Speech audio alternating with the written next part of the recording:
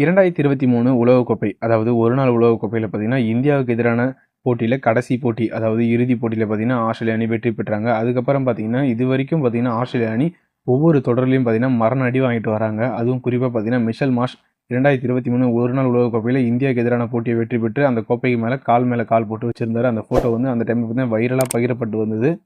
அதுக்கப்புறம் பார்த்தீங்கன்னா, இப்ப ஆஸ்திரேலியா அணி பார்த்தீங்கன்னா, நெறைய போட்டிகள்ல, அதாவது குறிப்பா ஐசிசி தொடர்லயும் சரி, அதாவது ஒரு நாட்டுக்கு எதிரான இருதரப்பு போட்டி விளையாடுறாங்களா, அதுலயும் சரி மரண அடி வாங்கிட்டு வருது. அதாவது அத பத்தி நம்ம முழுசா இந்த வீடியோல பார்க்கலாம் வாங்க. முதல்ல என்னன்னு சொல்லிட்டு பார்த்தீங்கன்னா, அதாவது 2024 ஜூன் மாசம் நடந்த T20 உலகக்கோப்பை சுற்றுல சூப்பர் 8 சுற்றுல இந்தியா மற்றும் ஆப்கானிஸ்தான் எதிரான போட்டியில வந்து தோத்தாங்க. அதனால ஆஸ்திரேலியா அணி அப்பயே வெளியேறிச்சு. அது மட்டும் இல்லாம பார்த்தீங்கன்னா, சொந்த மண்ணுல வெஸ்ட் இண்டீஸ்க்கு எதிரான டெஸ்ட் தொடர்ல வந்து தோல்வி தழுவினாங்க.